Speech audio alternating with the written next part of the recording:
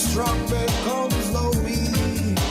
What if the high should become the low, and the low becomes the high?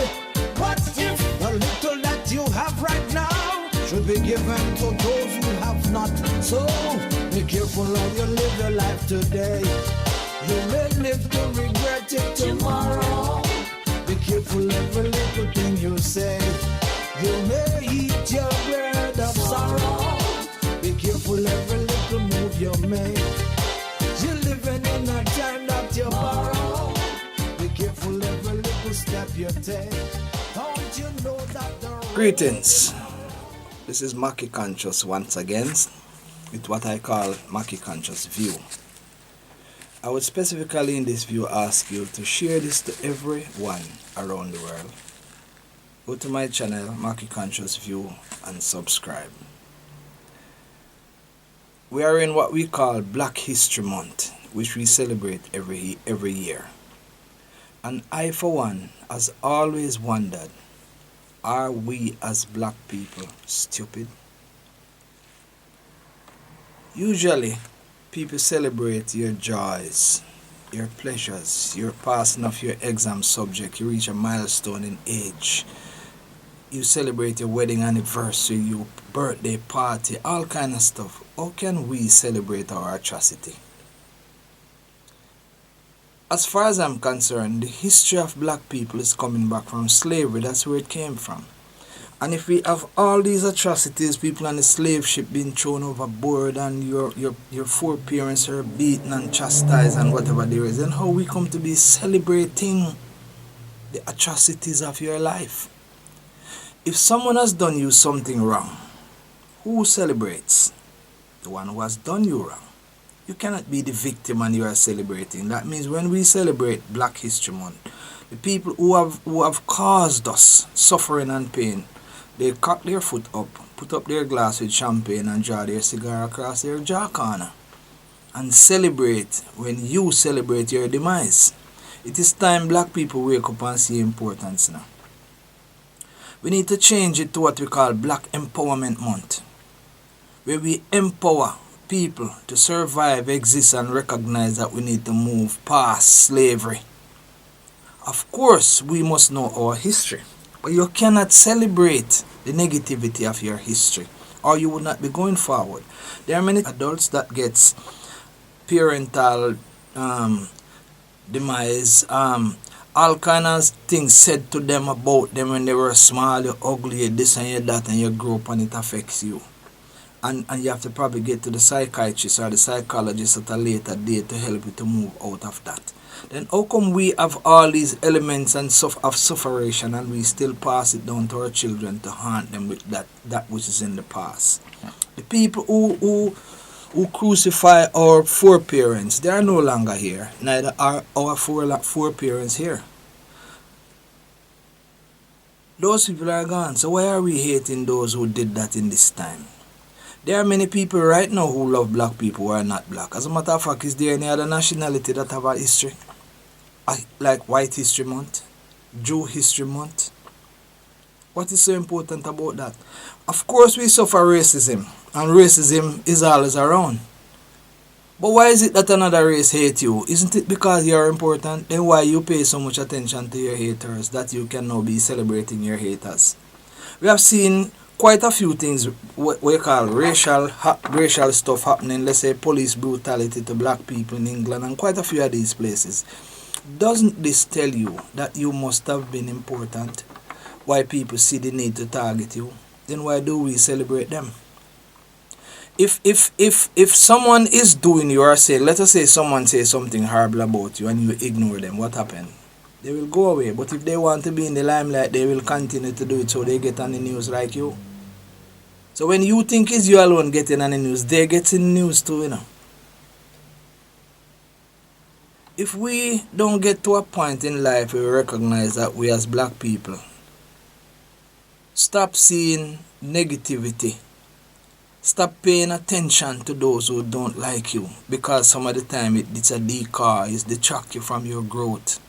It detracts you from your movements, your operations. Sometimes when somebody says something about you that should hurt you, if it hurts you, if you allow it to hurt you, then they gain, because that was the aim. If somebody come out and say nigger and you turn around and fight him, why did that hurt you in the first place? He says what he has to say. Does it make you any better or worse? Why does it have to involve you or drag you into a war or a cuss with someone because they say something about you? Does that change who you are, whatever people say about you? If people call you any kind of name, so what if they call you a name? What is a name? The name you get in the first place was only a name to identify you, that when we say come here, somebody else don't come. Come here, John. So John come. So what if a man say you're black? So what if you're black? What's wrong with black? When we get to the point where we empower ourselves and appreciate ourselves for who we are, and we start know that we are who we are, and another nationality, another race is not necessarily more significant or less significant than you. You are what you are. When we talk about racism, black people are racist too, you know. Because if we get up and we hate another nationality because of what happened to our foreparents, hate who do you something, not who don't do you anything. There are a lot of white people that love black people, you know. There are a lot of black men that marry a white woman and have a wonderful and happy family and live happily, and vice versa. So why do we still continue promoting and celebrating all negativities in our black lives? Anytime we want to get rid of racism in this world, we have to stop seeing people as color. We start seeing people as people. When you say a man is a man, we stop identifying people. When you single out a man and say that's a white man or that's a black man, it doesn't matter, it's a man. What is inside of a man is more important than what he looks like. Some of the greatest atrocity that is caused upon black people is caused by our same black people. So we ourselves are our own enemies. When you talk about crime rate in your country, what is the cause of crime rate to increase? Who increase the crime rate? Is it the other nationality or is it your very own? If you as a black man try to set up a business establishment, sometimes your own black brothers don't come and celebrate you or support you. They rather break down your shop. They rather come and kill you to take what you have. Or some of them bad mind, you call it bad mind. Instead of they support what you have to ensure that you reach, they say you are going to get rich. They rather support somebody else in your country.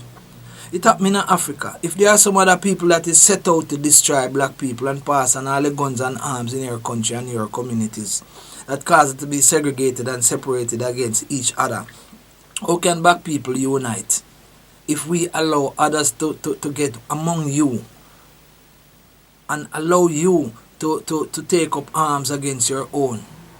We need to cut out this black history foolishness. If when you bring your children to the Rose Hall Great House and culture them into hate, and you start to tell them about the White Witch of Rose Hall was a wicked woman, and she killed several of her husbands on a tour, and you take them around the place where the burial is done, how does that benefit your child? You grooming them into a lifestyle of hatred. There must be somebody you hate. Why don't we tell them about the wonderful things that happen in this world to people or of people and become some kind of people? Anybody can be like anybody else that is positive or productive. But the only thing that we can get up every time this month, Black History Month, and we celebrate the atrocities, we spend money and create an entire movie about the slave ship and all these things, and we play them and promote them every time this year. What are we culturing our children into hate? If we move down into a line of hate, we are going to create negativity and going to prevent and stifle our growth. Every nationality is great. I saw a cricket match when Michael Holden, he went into tears about racism that he has witnessed for himself. But Michael Holden ended up married to a white woman that he loves. What does that tell you? The white woman loves him too. So what is so wrong with a white woman? Why do we broad brush hate on everyone that is of a particular nationality? If you create hate in the back of your head, you will always continue going down a slippery slope, because every time you pass someone that is considered your enemy, you remember them. If you have no enemy, when you pass everybody on the street, you don't even notice them. You pass John and you don't see him because you don't have anything. We need to move away from enemy. The thought of enemy, we pay too much attention to your enemy, and that is the same reason why people see us see us as what you call black people and call your names, it is because you stand out to them. Then how you stand out to people and you make it be negative upon yourself when you should see it as positive. When you go into a country and somebody, black boy, you're black, isn't it because you're outstanding? Why don't we start to take the negative as a plus? If just imagine somebody pass and never see you, never notice you. Would you feel good? Would somebody notice you and put you outstanding and say, nigger, thank you, love you. Can you imagine? Let us start reverse the psychology. And the people who talk about racism, forget it. And what we need to focus on, we need to switch the concept of the month of Black History. Tear down this nonsense Black History because we have fallen into this bag of dunceness who I don't know who created it in the first place. It could never be a black man. Move away from this Black History Month and let us call it Black Empowerment. Let us call it Black Uprising. Or as a matter of fact, remove the blackness. In Jamaica, out of many one people, we are not only black. We have a lot of other people here. We have Prime Minister who was not black. Siaga wasn't black. Michael Manley wasn't black. Michael Manley, for me, is the greatest leader Jamaica has ever seen. He wasn't black. Some of the depression or oppression of Jamaica is caused by your own black people. And it is happening right now in Africa just the same. The vision of Africa is because we black people have set among ourselves the vision. It is time we all stand up as people and say we are people. Peoples of this world, it doesn't matter what color or creed or the Chinese or whatever there is. If anyone oppress you or depress you, you can retaliate, you can attack, and we can use your history. Don't move away from your history, we can keep it there. But you use that history as edification to prevent it happening to you again. You move out of that space. If someone does something wrong to you, you don't have to hold them up, you forgive them. But you don't forgive what they are. So you don't give them a chance to repeat what they did. You stay away from who have done to you what you would consider atrocity. You move out of the line so you don't get back in that space. But we don't have to retaliate because retaliation hold you back. Retaliate is going back.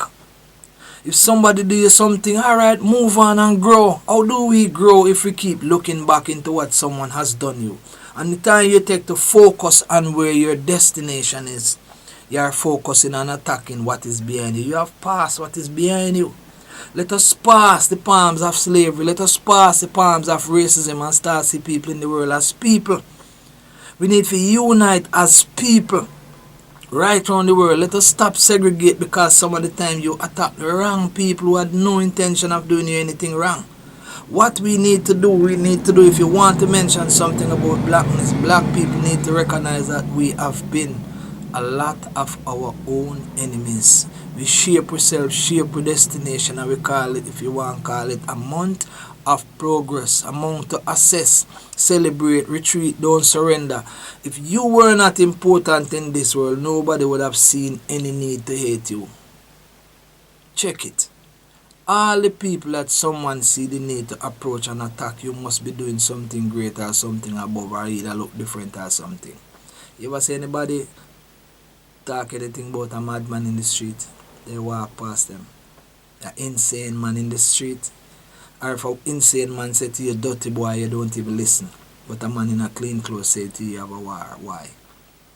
Because you rationalize the status of who say what to you. If someone of a lower category says something to you, why does it affect you? It is because you rate those who say negative to you above yourself. And you think that their negativity is above your positivity. Then it affects you. Let us maintain the blackness. Let us maintain the peopleness. Let us maintain the whiteness, the Chineseness, or whatever nationality you be. Stick within yourself and among your understanding that the greatest thing going forward is how you perceive what is said to you. People can do things to you, you retaliate, of course, or defend yourself, what they call self-defense. But if it is just what people want to say, you must have been in an important space for people to say something negative to you. Elevate the importance, people.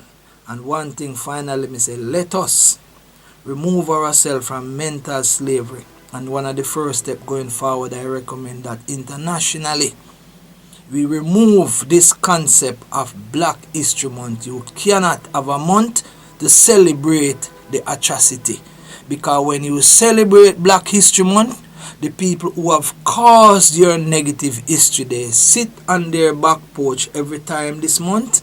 They put their foot up and they take out their cigar and their champagne and they celebrate what they have done to you that you are celebrating. We don't celebrate negativity.